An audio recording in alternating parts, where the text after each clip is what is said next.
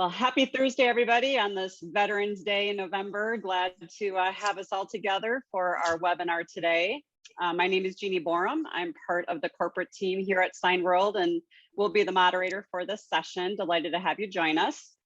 So just to give our participants an overview of the format for this today, first we're going to allow our panel of owners provide you an overview of themselves, their business, their background, etc. And then we're going to go in a round robin format where each participant will be able to ask a question. We ask you to keep it to a single question. And each of our owners will individually answer it, providing you multiple perspectives to your question. We will go in a round robin format where each participant will ask one question and we'll go to the next participant. And depending on time, we might be able to get through a second round, but seeing how many we have on the call here today, it might only be one. But the great thing is you'll listen to the other questions being asked and gain insights on questions you might not have thought of. So we find this format to be very helpful. So with that said, let's go ahead and turn it over to our owners and allow them an opportunity to introduce themselves. Michael, let's start with you. Good morning or afternoon, depending on where you're located. Michael Leonard, QC Signs and Graphics, the Queen City's best sign company, Charlotte, North Carolina. Opened up, officially had our grand opening January 30th of 2020, baby, just 6 weeks before the pandemic. Our facility is 3,600 square feet. I wanted to oversize to make sure we could grow quickly. I am about to hire my 7th employee. 15 months ago, I had one. 2021 sales, we will do year to date. We've done $568,845. And I think we can get to 7. That's my stretch, 700,000 for my second full year in operation. Biggest customers and projects. We've taken on, in many cases, projects we don't really understand to learn. And a couple of the big ones are electronic messaging centers for church, the $28,000 monument sign for them. We are working with the Medic 911 Center for the entire county here in phase 1 of 4, which should be a $50,000 project. So those are among our big ones. And I'm proud to say that in second year operation, we're on the main floor of the NASCAR Hall of Fame here in Charlotte. So we did some backdrops for them. My career, my background, I, like so many of us, I am a corporate refugee and came from retail. Both buying, manufacturing, and the manufacturing end before opening my doors about 2 years ago. Wonderful. Thank you, Michael. Pete? All right. Happy Veterans Day. If we have any veterans, thank you for your service. My company is Metro Center Signworks. My name is Pete Duncanson. We are located in the city of Nashville, just a couple of miles north of downtown. We opened the doors 20 months ago, April 6th officially, about 1 week after the lockdown started in Nashville. It was a great time to open a new business. We are in 3,100 square feet. We rent that. Like Michael, we wanted to go a little bit larger to have some room to grow, and we're already seeing the benefits of that. I have one full-time employee, one part-time employee. Our projected sales for this year are $320,000. We're just about $280 to year to date, $270 year to date. So expect to do about $20,000 to $30,000 a month for the next 2 months, November, December. Our biggest customer lifetime is about $35,000. That has been spread over 12 separate orders. We've done a lot of repeat business for them. They're an industrial manufacturer, and they're actually well outside of Nashville, about an hour drive away. But they have just been a terrific customer. Our largest single project was a church, a new church being built. That was all of the outside signage, a lighted set of lighted channel letters on the front, unlighted letters on the back, a monument sign, and several things inside. And they've also come back to us for a couple of other smaller projects. My background, I spent 32 years in the steel industry in heavy manufacturing. I was in engineering, sales, and general management. And then I spent 3 years in the office products business, which is in office products distribution, which is just a horrible industry. So I wasn't looking to get out of that, but I was pushed out of it to a great new opportunity. Fantastic. Christian. Good morning to you all. Christian Boulanger, Signs à la Carte. We are in Westchester, Pennsylvania, right at the corner of the three states, Pennsylvania, New Jersey, and Delaware. And we opened up the business in 2018 on March 15. And March 15 last year, when we just had our second anniversary, we shut down. Completely, we had to close, lay off the people, and reopen in June. In June, we reopened, and it has been a very good ride since then. Unfortunately, I changed my crew 100%. So now we are, I would say 5.5 people in the company. And I think I didn't take the difficulty to complain and everything. So we invested in heavily this year. We bought a router, we bought a laser, and now we are doing dimensional letters like nobody else. We have about 3 or 4 dimensional letters in fabrication pretty much every day, and which is great. Our facility is 2,600 square foot. I envy the people who have more than 3,000 because now I'm really too short. But it's okay. That's the game when you're a new business and you grow, you tight. It's like a kid with the shoes. It's always too small. The 2021 sales projection, probably around, we're already above 400K, so probably around, if you can hit 700 would be great. It depends on a couple of projects that we have. The biggest project, my biggest customer, it's a long-time customer that I grabbed this customer 6 months into the business. And we've done more than 100,000 with them. This year with this customer, we're going to do probably, I don't know, between 800,000 and 208,000 and 80,000. So because we have a big project with them, I'm the sole supplier of signs, and we are actually working on a big, the biggest project ever we would have done. It's a big 16 feet by 10 foot LED display on the side of a freeway on a 40-foot pole. It's a $200,000 job. And I know that I will have this job. I don't know if it's going to be in 2021 or 2022. That's the only thing. Other job that we've done, we are working on a big project that we have now. It's a 24 by 24 foot sign that we're going to have to install on the 18th floor tower in downtown Philly. That's going to be a big project. So this year has been really the turnaround of a big project, and we love those above 50 grand projects.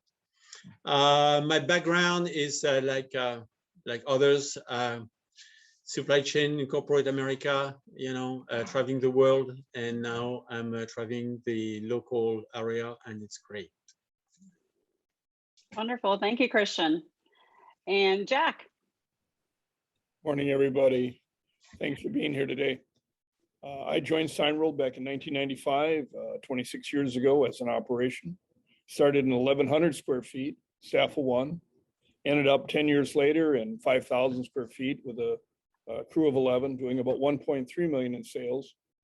Way before the days of the internet, way before the days of digital printing. We were more of a local banner shop at that time. Signworld's evolved a lot over the time. I then sold that operation, went into kind of a partnership with Ken, our founder and former president. Finished buying him out 7.5 years ago and took over as president of Signworld. When I talk today, if it goes to my experience running an operation, I'll speak from that perspective. If it goes more to training or policy, I'll speak from that perspective. So depending on the question, my answers might come from one another. Michael, Leonard, take just 1 minute. I know we got a lot of people here, but tell everybody what happened to you before you joined Signworld. So, well, we got to go back a few years, but January 15th, 2009, I happened to be in a plane crash. Miracle on the Hudson. One of the great things is right when I opened up, Captain Sully actually had a conversation with him and wished me good luck on the company. And it has actually helped my business, oddly, because people like to hear the story of the Miracle on the Hudson. Well, we're glad to have you here today. So thanks for sharing that. Well, none of us would be here today if it wasn't for the founder of our company. Ken, can you go give yourself an introduction, please? Hello, everybody. Thank you for joining us. By the way, everybody needs a good story to sell their business, so we all have one. I founded Signworld to be in January. It'll be 34 years ago in Honolulu, Hawaii. I'm still here. The reason that I went into the sign business is that I wanted to manufacture a product and control the quality, control the delivery time, and put my name on it, whatever name I wanted to choose on the label, as opposed to joining a franchise where it's somebody else's product or somebody else's service and their name on it. The other reason that I did the sign business, became part of the sign business, is that very few employees compared to the amount of money that you can make.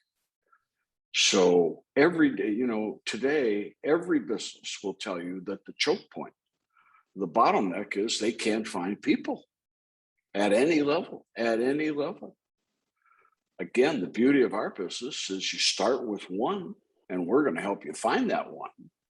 And then after that, you need very few employees, and you can hire anybody that has the good attitude and the accountability and train them. Your second employee and thereafter do not have to be highly skilled or highly experienced people. So think about that today. If you're in all the different things that you're looking at, how many employees are there involved? So fast forward to when you're ready to retire and you want to sell your business for, let's say, $2 million. According to the Signworld benchmark, you need 14 employees. That's it, 14.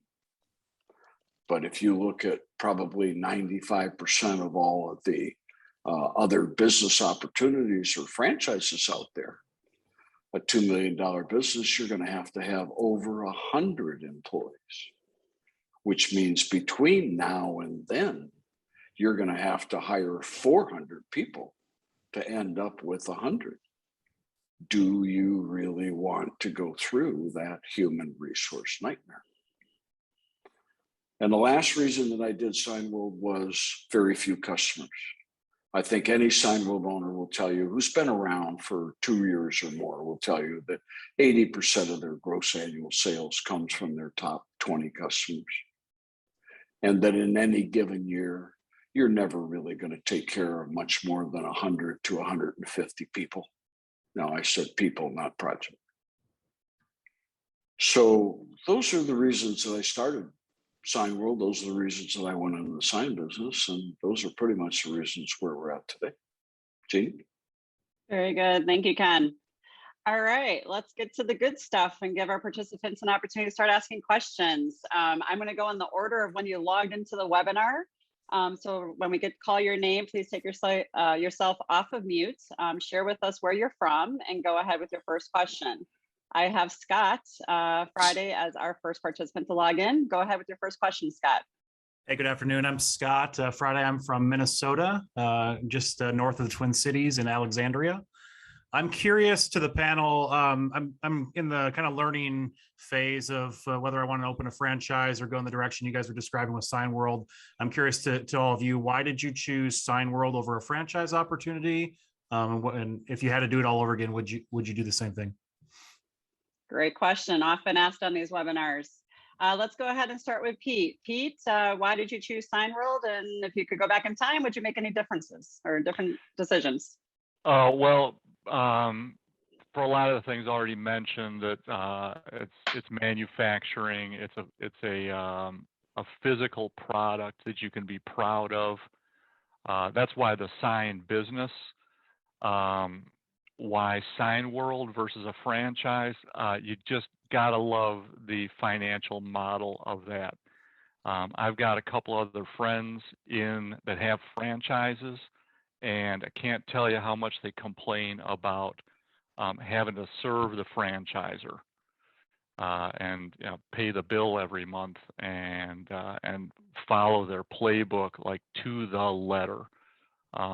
And boy, does it feel good not having to do that. It's been a good decision for you. Absolutely, yeah. No second thoughts about it. Very good, thank you. Christian, why did you choose Signworld? Well, I would say pretty much for the same reason, and I came from an industry was the product were 100% custom, and I like the fact that every product is custom, and chasing the wow from the customer is very rewarding than a me too, and the luxury of having my own business, but having the support of 360 other sign company around the country that you can talk with, and the Signworld crew, it's priceless. Priceless, I love that one, fantastic. Michael, let's go to you. So I never had any interest in opening my own business. I'd worked for small companies, said I'm not doing it. Unfortunately, I had a position. I was commuting to South Florida from Charlotte for the last couple of years before I started the company. And when that company went bankrupt, I realized, one, I think I could run a business better. And two, I couldn't find a job that paid half of what I was making. So if I'm going to work for that much for a little while, might as well do it for myself and then make it that much long while. So regrets, no, it's been harder than I thought it would. The business is more complicated than it seems, but no regrets. And I absolutely do it all over again. I would learn from my own mistakes quicker. Very good. Thank you, Michael. Jack? I made a list of 35 things that are important for me. Some involved what my day was, some involved the economics, and somehow involved my family. Every other franchise I looked at got kicked out for multiple reasons. Signworld hit all 35 trigger points for me, so it was a no-brainer. In the 10 years that I ran my business, I saved over $1 million in royalties. If I was still running that business 25 years later, it'd be 7 to 8 million. And I think I got more help and support in Signworld, and we keep enhancing the support. We're up to now 47 training sessions a month that you can participate in for the rest of your life. If we're only open 20 days a month, that's more than 2 training sessions every day. Not required to attend, but there's more training in our system than you'll find in most franchises. If you want to run somebody else's business with your money responsible, join a franchise. If you want to be in control of your life and have support, this is a better option. Very good. Thank you. Ken, anything to add? I know you shared why you started Signworld. Go ahead. Sure. Before I start, Jack, adjust your lighting. Go to Zoom up at the top left corner, preferences, adjust your video lighting so we can see you. Hey, simple. Family, no rules, no royalties. That's why I did it. Very good. Simple and sweet. Love it. All right, we'll go to our next participant. Solomon, if you can take yourself off of mute, share where you're from, and go ahead with your first question, please. Thank you for the opportunity. My name is Solomon Lema. I live in Howard County, Maryland, halfway between DC and Baltimore. My question is, how difficult was it to find your first employee and retain that employee over the course of running the business? Very good and frequent question. I won't repeat it. Let's go ahead and start with Pete. So it was that's an easy answer, but a tough answer. I was very lucky. I found a great guy. He was my first applicant. I think that was, I was extraordinarily lucky. I did interview a few other people, but nobody even came close. So, I'm going to say it was easy. It should not have been that easy. Has it been hard to retain him? Not at all. That's all about the work environment. And one of the things that he was looking for was a smaller environment where he could take more of a leadership role. He came from a big trade show exhibit manufacturer, and didn't like the big company culture. So he likes the small office. Very good. Thank you. Christian, how hard was it to find your first employee, and have you been able to retain him? So not really. It took a little bit of time to find the first employee, and he's not in the building anymore. I think also think about your first employee, your first teacher. You need to find the guy who's going to teach you as much as you can about a little bit of everything. So that I talk for me right now is that, like, I think that your first employee is a guy of all trade who can do a little bit of design, print, also make a sign, do some install, and it may not be great at everything, but or pretty much great at nothing, but he can do it all. That was my first employee, but at some point it didn't fit anymore in what we were looking at, and now we have the same position, but to get the same position and all same work done, we have 3 people. So, but they are much more qualified to what they do. We have a real installer, a real guy who can manufacture, and somebody who can really do design and print. And that's really the difference between my first employee and what I have today. Thank you. Michael? So I didn't do so well with my first employee. I hired somebody a little too quickly, and let her go 3 months in. Again, we had actually gotten a shop in October. I got my spot in October of 2019, held off to January to do the grand opening. But by the time I was grand opening, we'd already done about 20,000 in the first month. So I was already hiring a second employee, and one actually came to me, fortunately, who was looking to leave the sign company she was with. And that has been my mainstay employee. She started on our opening day, it was her first day, and she is still with me. Very important. And my big thing has been finding tenured people. Between my 7 staff members, I've got 62 years of sign experience on my staff. So they can answer most questions, and they can answer just about everything I can't. And that's been a huge help for me. Absolutely. Jack? I did 2 interviews last week for a new operation. One had 15 years experience, one had almost 30 years. This is a career, not a job. So as Ken talked about in this economy, while hiring or staff is a challenge, you're not having the turnover. You hire careful and nurture. We have Signworld as the original employee from 10 and 20 years ago. This is a career for them, not a job. So important that you have a reliable staff. But at the same point, you're going to hire for talent and fire for behavior. So it's in making sure you're following through all the steps that we teach you to hire carefully, that you're not making some of those miscues. Very good. Ken, anything to add? Reference check, reference check, reference check. You'll avoid 80% of the problems. Michael's agreeing. All right, very good. Jim, you are next in line. Can you go ahead and take yourself off mute, share where you're from, and go ahead with your first question?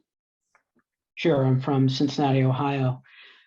So I get, and I'm fully bought into the independence concept and what that means. But at the same time, the disadvantage is that you're building your own brand from scratch. So I'm curious to hear the owner's perspectives on what it took to establish your brands in your respective areas, and how long it took before your names were recognized and you started generating leads, and what it took to, again, establish your brands in your respective areas. Yeah, no one's heard of the business name that you're going to create as a brand new owner. How do you market that and get it started? Pete, let's start with you. Well, marketing is all about digital marketing now. So getting your website and getting the networking going is your first priorities for building your brand. But I'm going to say that in the sign business, there is just not a lot of brand recognition. You can drive around town and see the other, the two major franchise brands, but they don't do nationwide advertising on their owners' behalf. So in the sign business, at least, I don't think starting a new brand recognition or competing with a known brand is really a big thing. I don't see it as a problem at all. So it didn't scare me at all. It's just all about getting your marketing effort going and connecting with people. You, Michael. I'll admit I was in retail and had some branding and brand experience. A few things we did. Number one, web presence is everything today, especially with COVID. Building that strong presence and building that marketing to get SEO and PPC working right now. So right now I'm only spending $500 a month on PPC, and we can't keep up with the inquiries we have because so few sign companies are actually paying on the web to get out there. A couple things we did is, one, we tried to look and go local. Charlotte is one of the two queen cities in America. Cleveland's the other one. So it also means quality control. Our colors are the same as the Panthers, looking local. There are suppliers we have that provide sample packages. One's based in Los Angeles, letters, etc. Instead of getting their package, I had them make me a beautiful sign for Elevation Church, the hottest, fastest growing church in the Charlotte region. I had them make me a Chick-fil-A logo, big, huge gator foam right in our lobby, because if you live anywhere in the South, you know Chick-fil-A is it. And again, I had a Panthers logo made out of pure acrylic. So everything we've done, from branding our truck, bought an 8-foot long bed truck that is branded again in local, looking good, and trying to just get it out there. I've probably had a half a dozen customers in the last year contact me saying, I think we bought from you before. They're brand new customers. But by sounding local and being local, that definitely helped us grow and help our brand get recognized very quickly. Very good. And for those who don't know, PPC stands for pay per click. So that's what Michael is referring to as far as his marketing budget. Christian, how about you? How did you market your business? Well, same thing. I think SEO is your digital marketing is definitely the key. But like was mentioned before, it's not necessarily paying $2,500 a month of advertisement on pay-per-click. You have way more than pay-per-click, so you need to find the right partner to help you with that. And I think at the beginning, it's very much the key. You need to find and to make sure you pay enough attention to who you're going to work with for your branding. Like being local. We have a la carte, as you can see here with my accent. It's like the French touch on just on our brand. So when they see signs a la carte and they hear my accent, they just get it and they just remember it.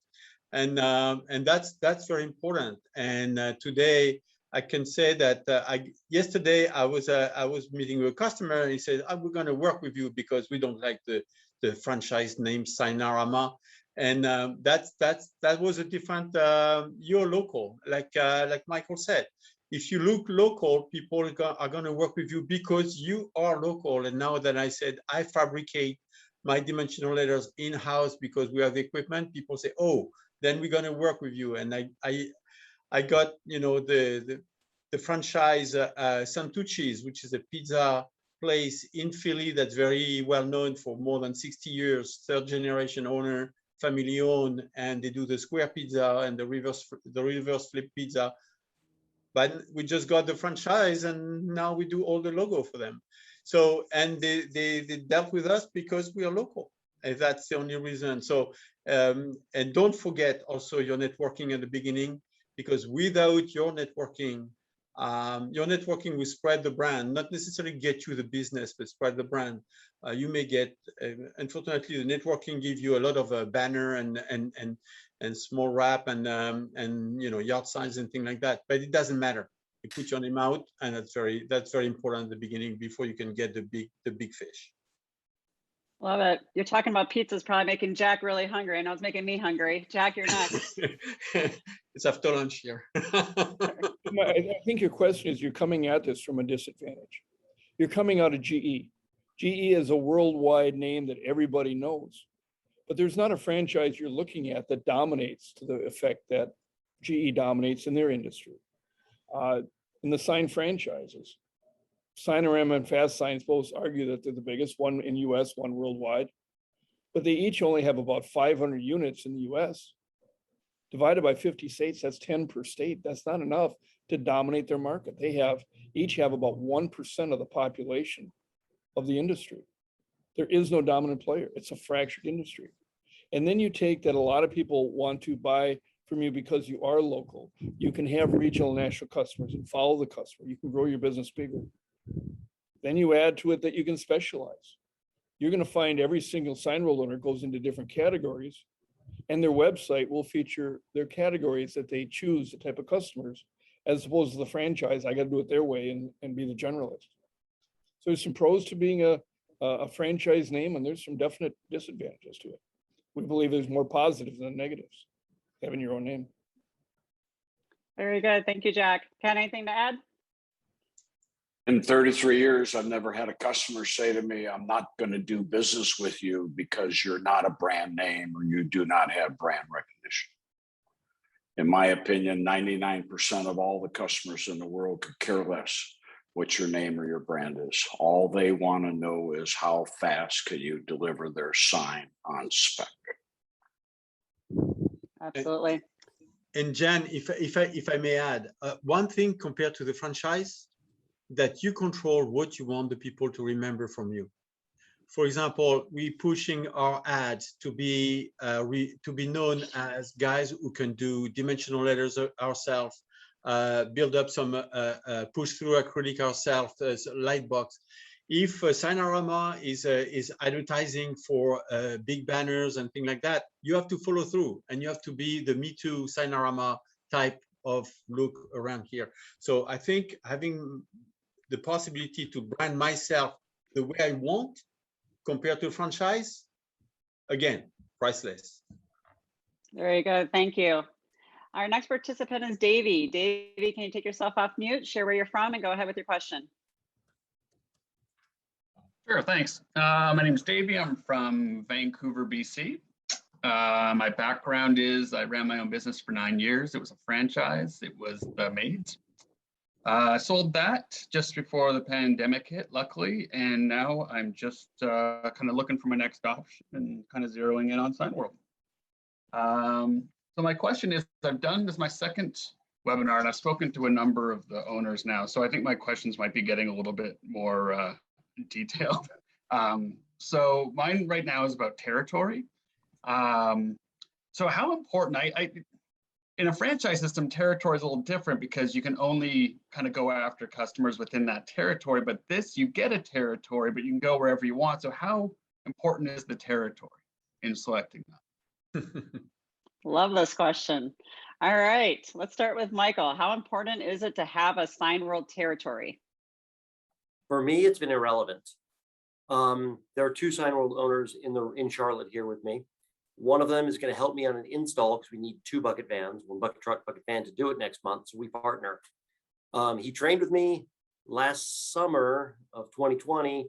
The couple paid their high school son to intern with me because I had a great, phenomenal sign maker. I still have, and they wanted him to learn from her. There's another one just up the block here in Charlotte, and he's been one of the best advisors to me as far as manufacturing, local things to do, people to talk to, ways around systems, things like that.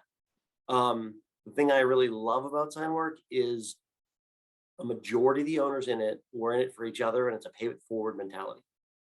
I'm doing this call or talking to someone, or I'm training my shop. I'm new, but I would have visited 12 different Signworld shops before I opened my doors. And every single one of those owners spent time to spend with me, to teach me, to help me. And if I still have questions, I go back out and go to those Signworld owners. Given I wouldn't want a Signworld or another sign shop next door, but I really feel it's irrelevant. I almost don't feel like other sign shops are competition in many ways. We compete against ourselves in getting the business out there and making it happen. So I haven't found it to be an issue whatsoever. Very good. Thank you. Christian? Pretty much the same way. Though I don't have many Signworld owners around me. I have one who's 10 miles away. The other one is probably 40 miles away in New Jersey. But I think the territory is irrelevant. We do signs and we install signs from Massachusetts to Maryland to New Jersey. I have a big project that I'm going to install in the next 2 weeks at the Met in New York. So those are the kind of things that I agree with Michael. It's irrelevant. Get your territory, what you think you can achieve personally, and your competition is going to be your competition. Just ignore it. But I can tell you that I never ever had a Signworld owner turning me down when I called them for help or for advice. Never, ever, and I will never ever myself. Very good. Thank you. Pete? There are 4 other Signworld owners in Middle Tennessee. And I just echo what the other guys said. I find it irrelevant that we're crossing into each other's neighborhoods. We've helped each other. We've done projects with each other. And I'd rather have that than be worried about competing with each other. So it's more of a benefit having them nearby and not worrying too much about stepping on each other's toes. Thank you, Pete. Jack? The territory is there for the sole purpose of not overpopulating a market. It's to protect you as opposed to prevent you. Unlike a franchise, you can have regional and national customers. I don't think there's a single Signworld owner in our system that could tell us what the zip codes are to their territory because they go where the customers are. It's not a limit to you in any way. It's just putting some space between them. Thank you.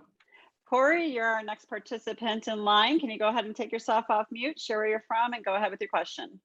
Yeah, thank you. Name is Corey Woods. I'm in Jacksonville, Florida. Corporate refugee, kind of like Michael, and looking at Signworld. So thank you for the time. Real quick, I guess one question, just as a startup business, how did you guys come up with, your sales revenue projections for your first few years? Just curious what kind of research you did, what kind of support you got, and how you set up your business plans and financially how you were looking at things. Very good. Michael, let's start with you. So one of the benefits of Signworld is there's plenty of Excel spreadsheets out there and budgets and other people's plans of what they did. That got a little bit thrown out because I figured I'd do 250 in year 1 and we did 223. And then the business just exploded. And so today I had done budgeting in retail, but there was enough examples out there and company spreadsheets that other Signworld owners had provided on a shared drive type thing you have access to help with that budget planning. Today, I actually do all my budgeting in QuickBooks, and I've got a bookkeeper that comes in and we do it together. She's a part-time, not even part-time, just freelance bookkeeper. But there was enough between the insane checklist, which is very good, pre-opening checklist of like 160 different items, which are all need to be done. There's enough paperwork, back office. I mean, there's everything a franchise has, in my opinion, here, without the nonsense contract, without the residuals, without any of that nonsense garbage, I'd call it.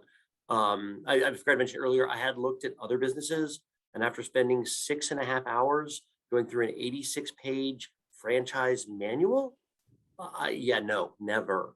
The contract for Signworld is it's short and simple.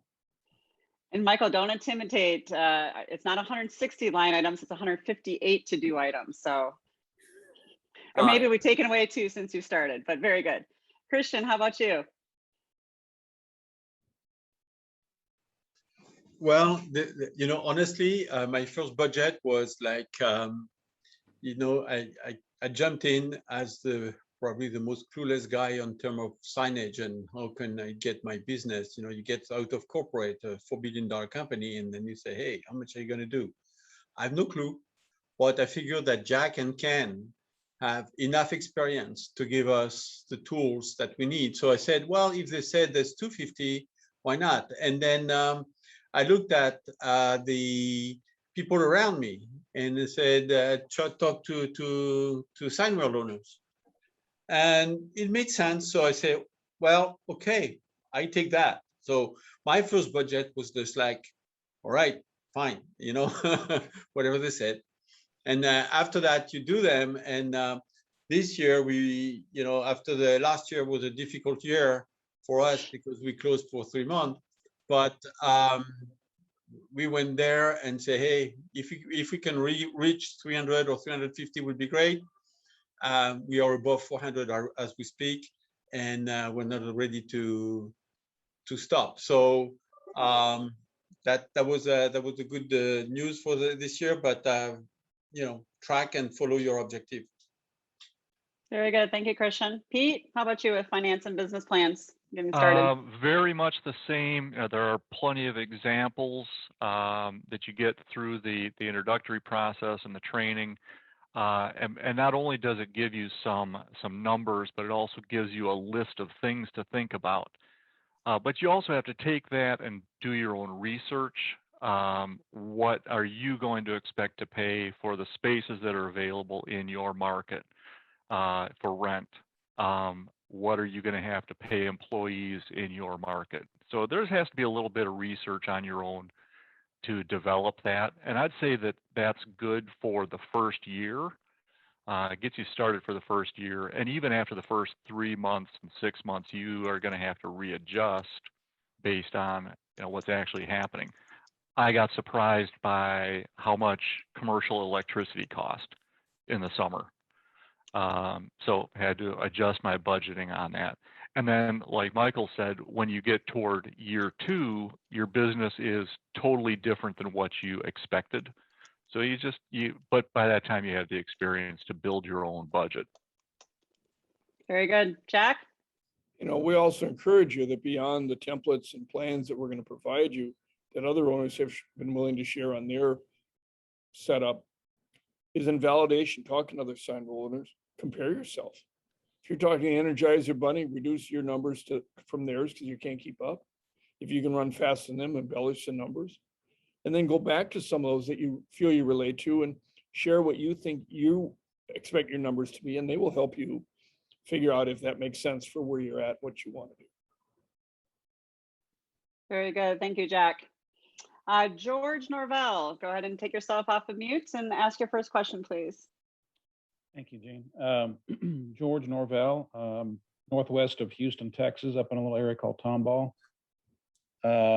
I've been a prior business owner, but I sold a business about a little over 2.5 years ago. No, I take that, it's been 3.5 years ago. And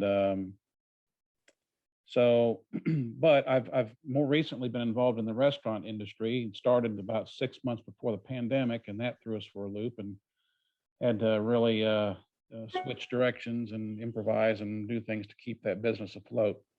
Never really wanted to be in the restaurant business, but I had a former business partner that kind of wowed me with the concept and had me intrigued. So I put some money into it, and unfortunately, it hasn't paid the dividends that I hoped it would. So I'm looking for my next business opportunity, and Signworld seemed to be, interesting to me because there are a lot of elements of it that I think would fit my personality and my interests. But my question is, if you could pick one particular market segment that has been especially fruitful for you, what would that market segment be? Good question. Michael, let's start with you. What's your most profitable market segment that you go after? So one of the odd things I didn't believe until I experienced it, which is you don't want walk-in customers. Mhm. We were talking to Jack about it when I was starting, and I said, I can't find anything in my neighborhood. And he says, that's because you're in too nice of a neighborhood where you live. And he's correct. There's no light industrial space where I live. So I'm on a good, well, COVID at 16 minutes each way to work. But we purposely went in a warehousing area in the southwest area of Charlotte. And our best customers have been local, massive warehouses here. Where we've got a project we've been working on for 6 months, and every Friday we're helping MSS rebrand their fleet of over 200 vehicles. We do 4 to 7 vehicles, remove, replace every Friday. We've got massive warehouses opened up, and when you get in with one warehouse manager and they have a good sign guy, you get referred. So we've done a lot, whether it's Genpack, Mauser, we've got a couple other big ones that we just keep making signs for, repeat, back to that model that Ken says about 20 customers doing 8% of your business. We're working to get there. We're not there yet. But the warehousing industry and that type of the different property management type things have been our really most profitable and best businesses so far. Very good. Christian, how about you? But I would say that my number one customer is in warehousing, and it's logistics, distribution, and they open up a warehouse and distribution everywhere. And you think about sign and you say, okay, I'm gonna do something super good looking, nice color, nice everything. Well, we made a shitload of money putting a 14-inch by 14-inch number above a dock door. And when you do 300 of them at $50 a piece, you start making a shitload of money. And so it's not fancy, but it is great, and that guy is opening up distribution center after distribution center. The one we are doing right now, 120 doors. Love it, 120 doors. And number 1 to 120. And it's super complicated. We calculate and optimize the time. It takes 1.5 minutes to be able to lay down the vinyl on this freaking piece of aluminum that we cut. And that's it. And you think, and we love it. We love it. So, and it has worked a lot. Corporation has been the big growth. I would say the big number of customers will be in trade, like all the vehicle wrap for, plumber, all those things. So that's the big number of customers, but the big money is in corporation, franchise, the big repeat business. We love it. Very good. Pete? I'm going to say that my biggest segment has been industrial, kind of similar, but not in the warehouse space. My biggest customer is an industrial manufacturer. We've also done quite a bit of building signage for light industry, a commercial electrician, a commercial printer, various things like that.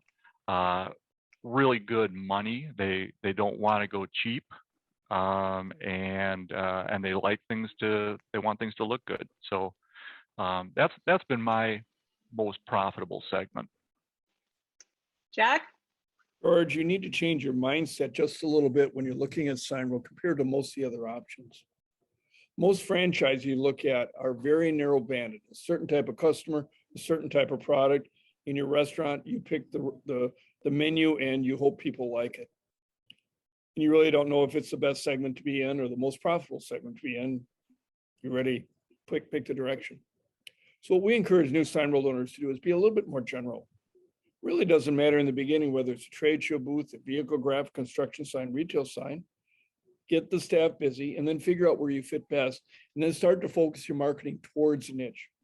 Most Signworld will tell you they never expected to be in the niche that they're in. It developed over time, either based on type of customer, type of product, or fit to the staff they have. If you got staff that's good on vehicles, push that. If your staff isn't good on vehicles, avoid it. There's so many different categories, and it really depends on you and where you fit best long-term. Let it develop over a year or so. Very good. Thank you, Jack. Eva, you are next in line. If you can take yourself off of mute and go ahead and introduce yourself, where you're from, and your first question. Hi, everyone. I'm Eva from Toronto.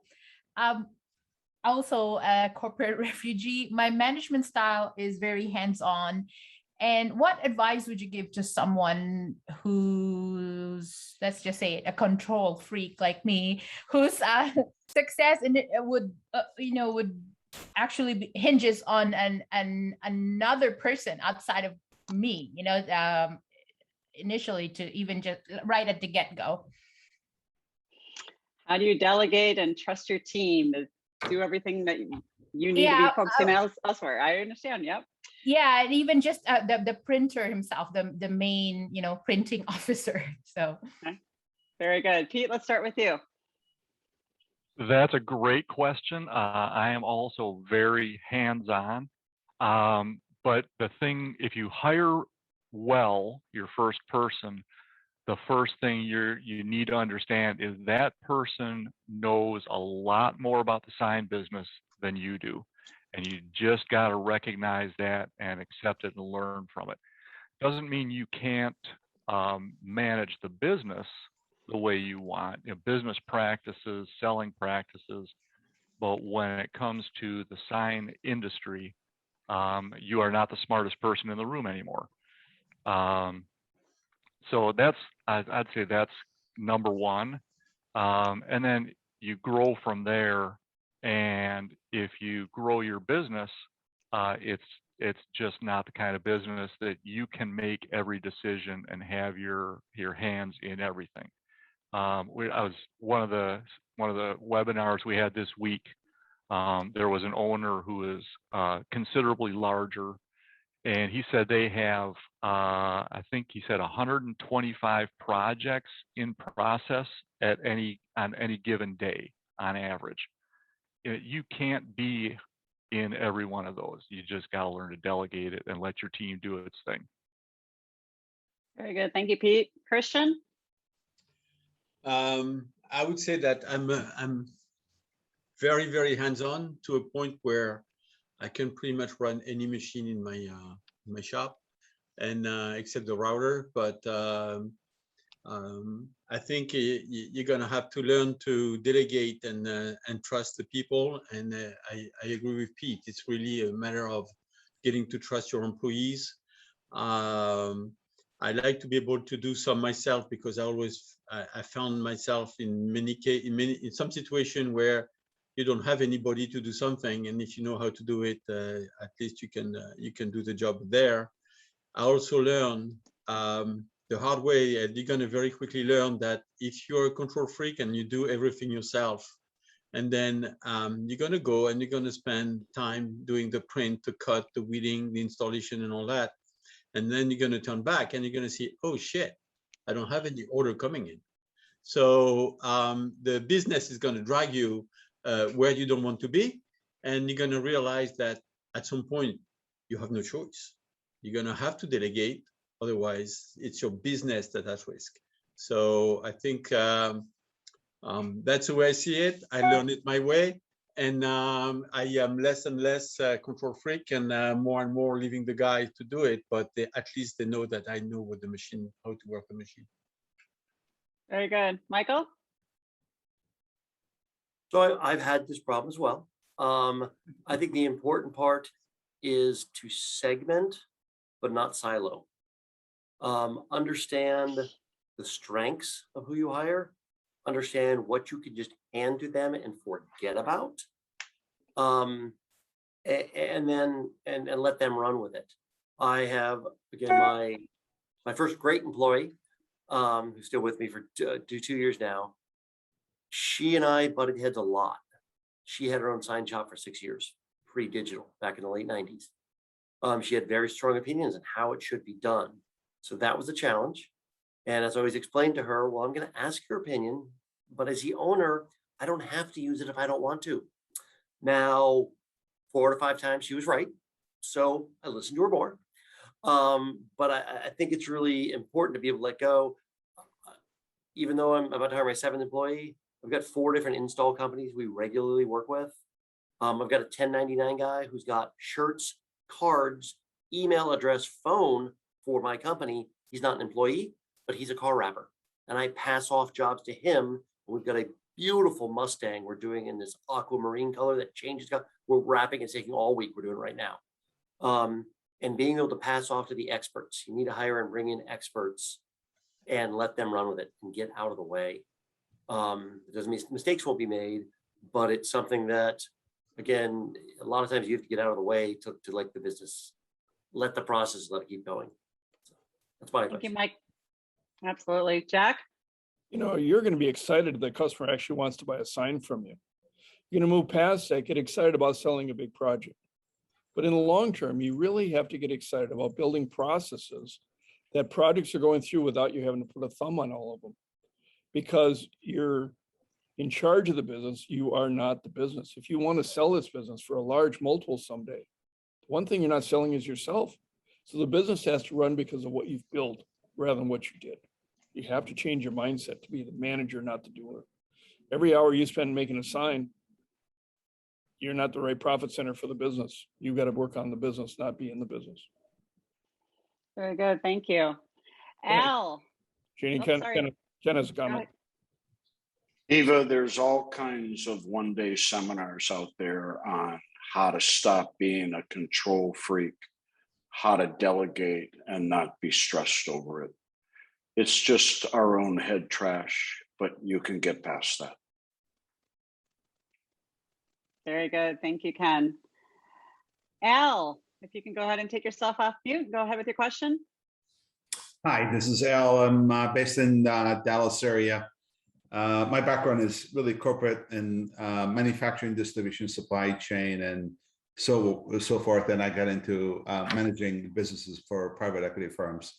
It's really intriguing. Obviously, I think when you start a business, you take revenues from somebody else, or maybe they're doing business with somebody and you're the new person coming in and selling your service.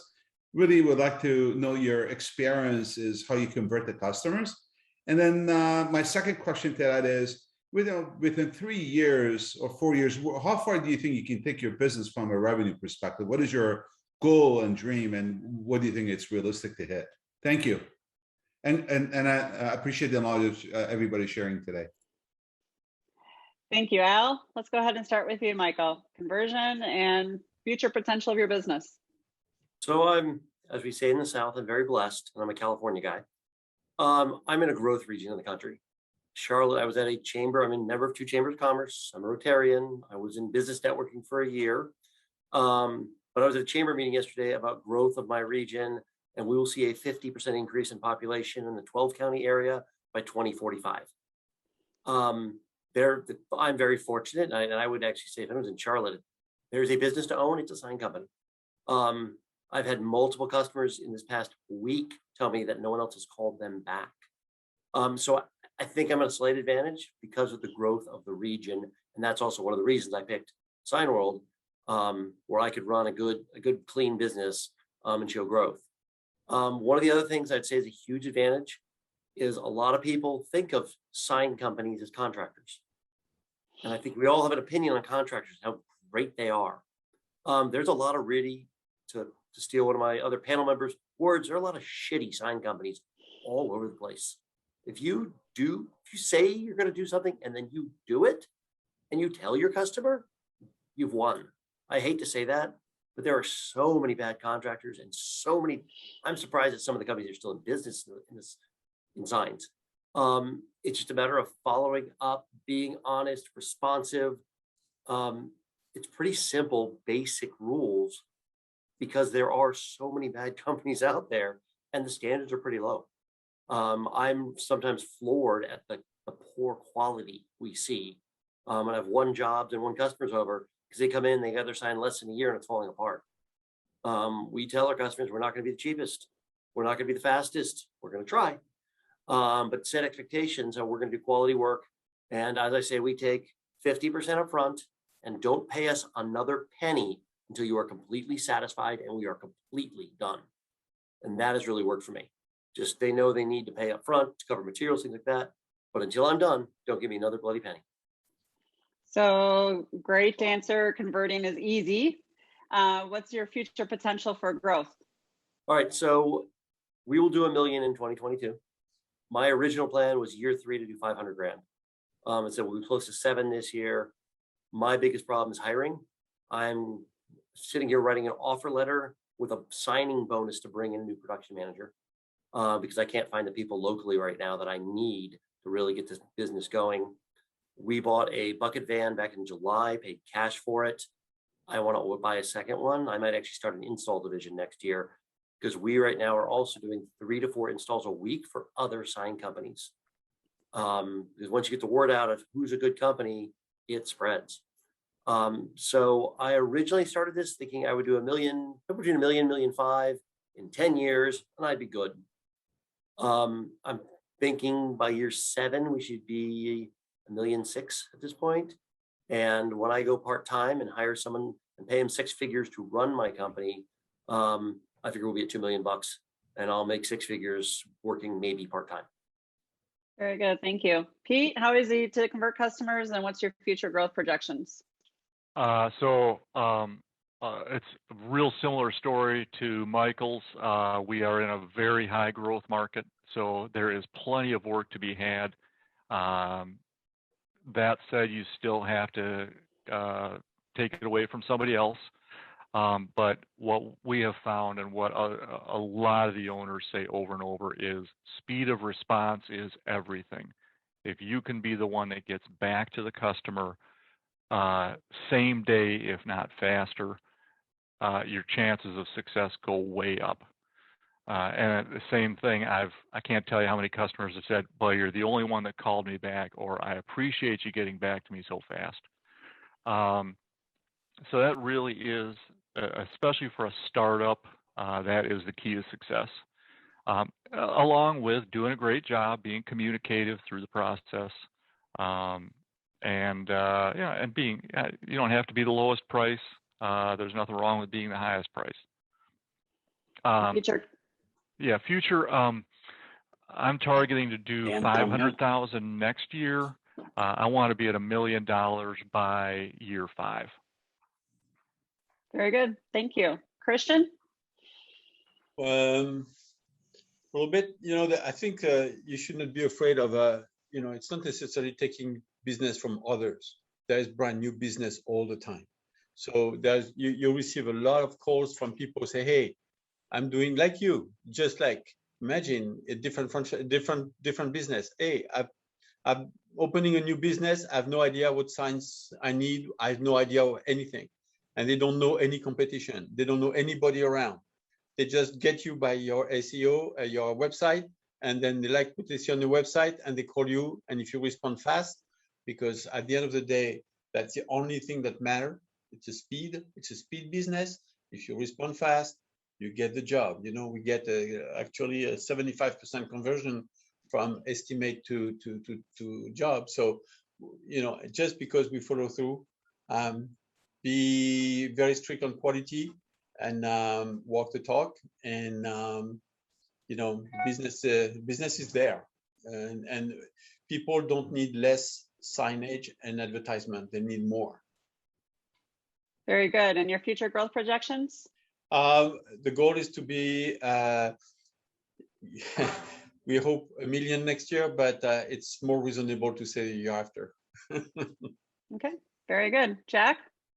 Most sign companies today are owned by a technician trying to run a business. What we're looking for is business people to run a sign company. The fact that you're working on the business, not in the business, makes you totally different than the company. Showing up for the appointment, delivering the project on schedule is an anomaly in our industry. And as Christian said, it's a lot of new business. And while Michael is in a growth area, I really believe virtually every market in the United States and in Canada is a growth market right now with the economy we have. Business is booming. Signworld Owners are busier than they've ever have been. And it's not just not taking business away from others, it's new business. And the limit of the business or how big you want to grow it is you, and even for you, not being the control freak and delegating it out. The limit of the business is you and how big you want it to be. Very good. So for our panelists, we have one more participant to be able to ask their question. Are you okay? Give me a thumbs up if we're able to keep going over one more time. All right, very good. Thank you for hanging in there. Kenny, if you could go ahead and take yourself off of mute and go ahead with your question. Thanks for hanging in there with us. No problem. Thanks everybody for participating and staying a little bit longer. I'm Kenny. I'm from Montgomery County, Virginia, just east of Blacksburg, Virginia. Got a question. What was the single hardest or most difficult decision you had to consider when making or to trigger your final decision for getting started in the business? And just to give you a quick thing, I come from 25 years of out-of-home advertising business. So my trigger is that I've been in the out-of-home billboard business for 25 years and looking at, what is really the biggest decision that y'all had to make to move and start your own business. Great question. Pete, what was your biggest decision you had to work through? Honestly, it was, it's a big investment. And the hardest part was, am I going to put this money in, or am I going to stay in the corporate world and trust that I'm going to make the living that I want?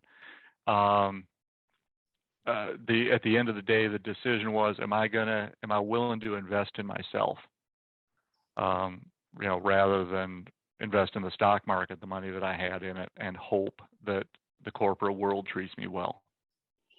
And if I go back to the top question of the hour, no regrets. You feel like that path is there for you? Very good. Absolutely.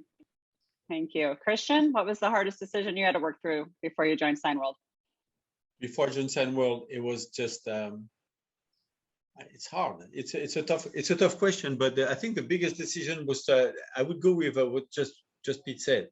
It's just like believing in yourself. I realized very quickly that building your own business, first and foremost, you're a sales guy, right? You're not going to be the operation guy or the accountant. You're going to be the sales guy. And coming from 30 years of supply chain and logistics and operation, the thing that freaked me out is how I can be a sales guy. You have never done that. And I said, you know what? Why not? and that's really trusting yourself, believing in yourself, and preparing. No improvisation. Prepare what you want to do. Talk to other Signworld owner. Talk to how people have done it. Jack and Ken are going to give you advice. Follow them. I can say myself, if I wish I had followed better some of the advice they gave me, but I think we are human. So, but that's the biggest fear that I had to overcome. Is how can I be a sales guy? Very good, thank you, Michael. Just hit repeat on that. I put 60% of my life savings into this. It is my retirement plan. It is my future. Again, I had seen a company that was a phenomenal company that moved me to Charlotte, got bought by private equity, and they ruined it, literally. Took a job in New York, was commuting from Charlotte, and worked for some crazy, insane people who didn't know how to run the $100 million business they had. Went to Florida and saw a CEO that drove it and went bankrupt. So I did have the joy of running 9-figure businesses for 3 different companies before I came here. And I just wanted a 7-figure business. And it was, I know I can do better than so many others. And I've got what it takes to put in the work. I didn't realize COVID would happen. And so that put a stunt in things, but we've bounced back good and strong, and it's working great. So I think it was just taking the risk, willing to take that risk and believe in yourself. And as I always told everyone when I started, I burned the boats. I'm not going back anywhere. This will succeed, and just believe in it and making it happen and making the changes and adjustments you have to pivot, to change, to whatever it is, to figure out the business and grow. Thank you, Michael. Jack? I think you've all said it well. And 1, you have to believe in yourself. 2, you have to do the right amount of homework. That means don't pull the trigger too soon and be flippant about it, but also don't overkill it. At some point, you either got to say, this is right, let's move forward, or I got to put it away and go do something else. It's not right for everybody, but I think you survey most Signworld owners, they're pretty happy with the decision they made and the success the model has given them. Very good, Ken. It's a lot easier than a lot of other businesses out there. All right, we will leave it at that. Well, with that said, we are past the hour. We appreciate our panel of owners taking time out of their busy day to do this. Michael, Christian, Pete, thank you very much for your time today. We really appreciate it. Participants, we appreciate you tuning in and your interest in Signworld. We look forward to the continued conversations to see if this is the right fit for the next chapter in your life. And with that, we'll have a wrap. Thank you all. And again, to our veterans who might be on the call, thank you for your service. Have a great rest of your day, guys and gals.